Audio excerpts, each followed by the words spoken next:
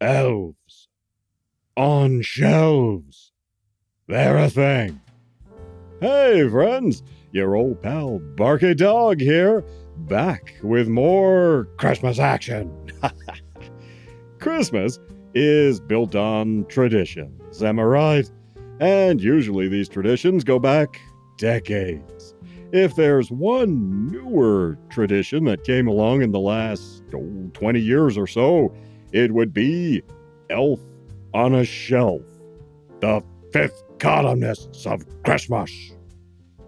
See, this lady here, she had a toy elf her mom would put up at Christmas that was pretty much Elf on a Shelf. The elf would somehow change positions from time to time, so it had the illusion of life, and the mom said it would tell Santa if the kid were being bad.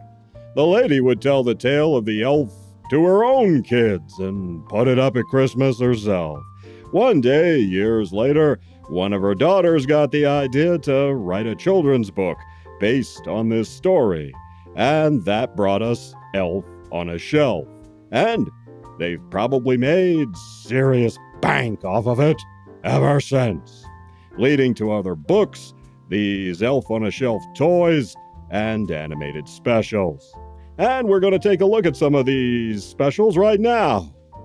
First up, we have An Elf's Story from 2010. Now, this is not the original Elf on a Shelf from the books, but another elf who has the same job, if you will. So it's based on the Elf on a Shelf. It's just set in the same universe, I guess.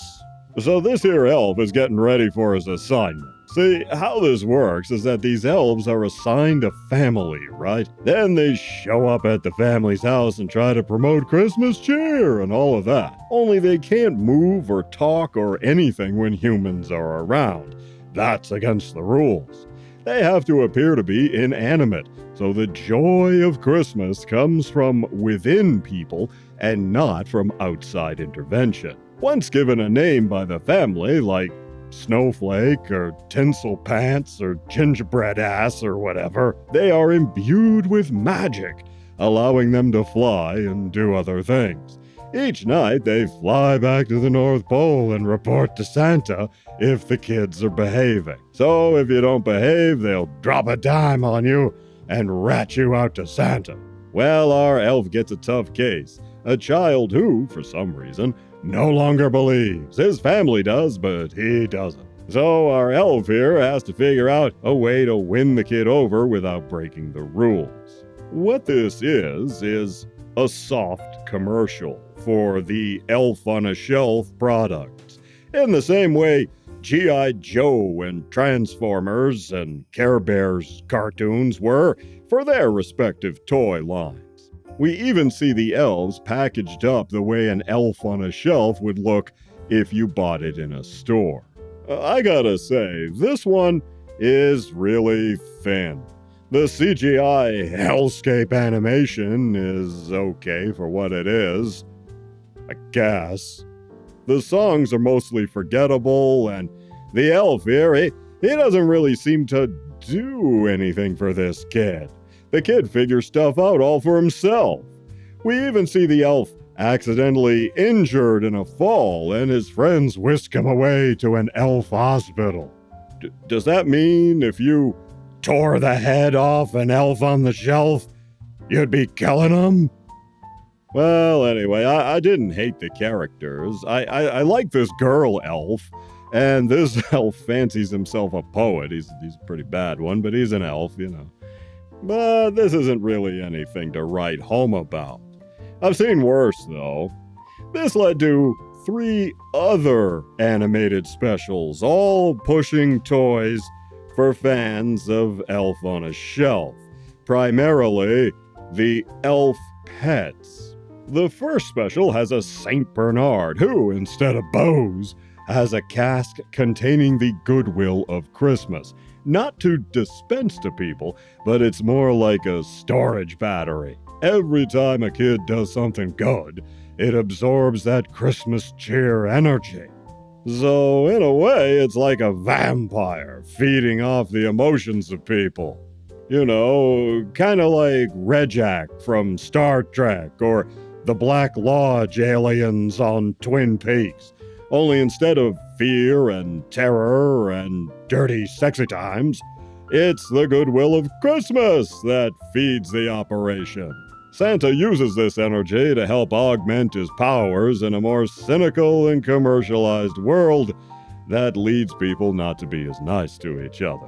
Then this other special has a magic snow fox or an Arctic fox or whatever who helps make the aurora borealis by slapping its tail on the snow.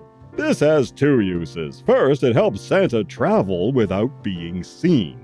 And second, it messes with time so Santa can deliver all the gifts on Christmas Eve. Then there's this one with miniature reindeer. It has a nice 2D animation sequence telling all about the history of these reindeer. Here, Santa's sleigh isn't working too well, and he needs more reindeer, but doesn't have any handy aside from the classic 8 reindeer. No mention of Rudolph in this. These little mini reindeer aren't big enough to pull the sleigh, so the solution is to use magic and chemistry and make them temporarily bigger. Again, the stuffed toys help leech off the magic of love and goodwill from children behaving themselves and doing good deeds at Christmas to make all this work. And, of course, you could buy all 3 of these elf pets. Now, I will say these 3 elf pet movies are better than the first one. They have more going on, the animation's a little more polished, and at least 2 of them have recurring characters aside from Santa.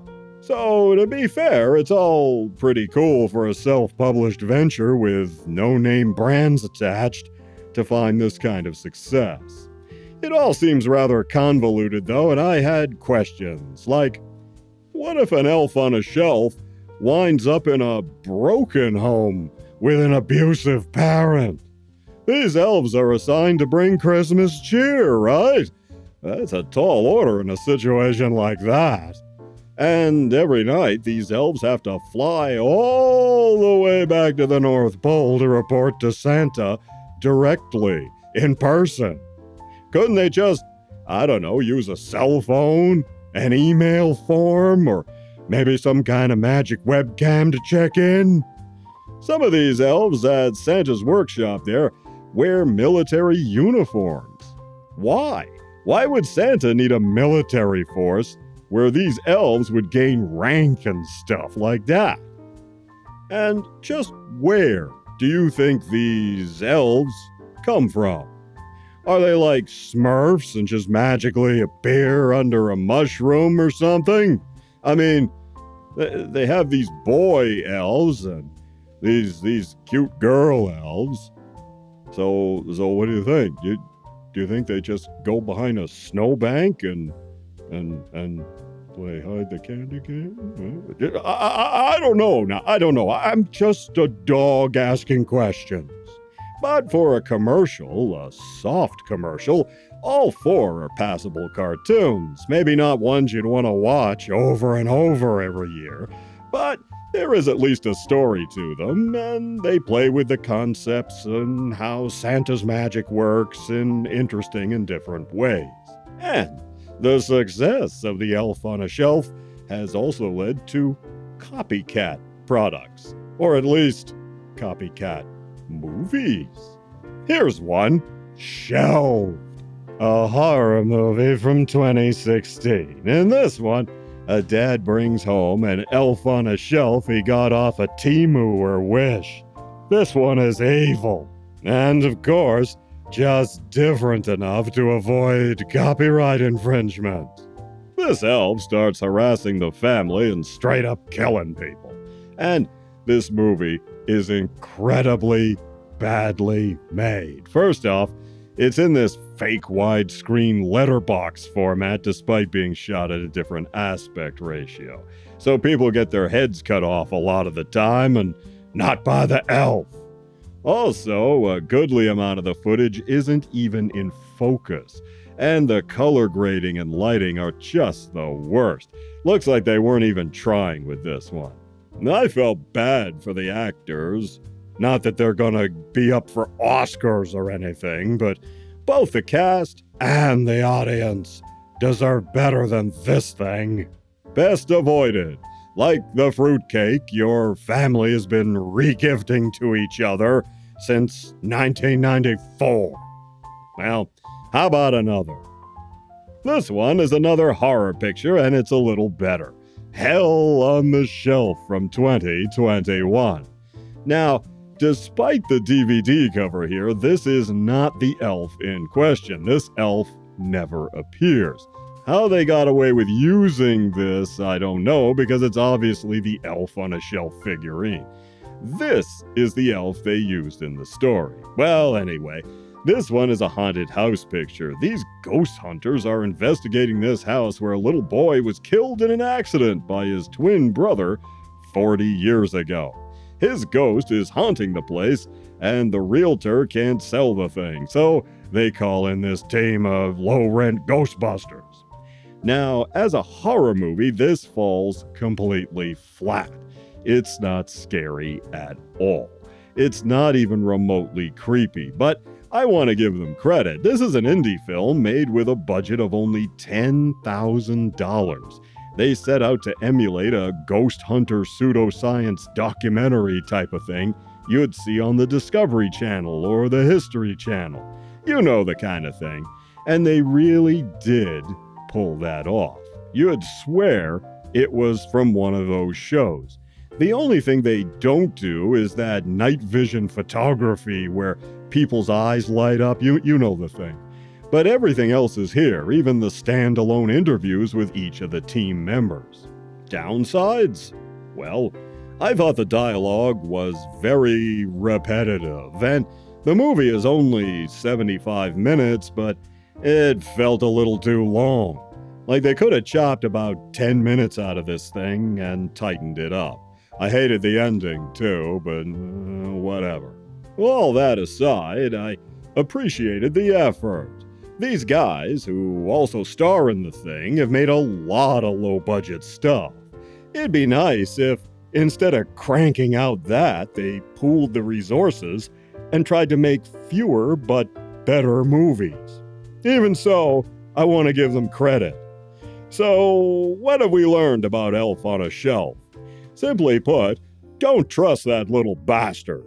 If he doesn't kill you, he'll rat you out to Santa. Either way, it's not good. I'll see you in the next one. If I had an elf on a shelf, I'd flush him down the toilet. I would, too.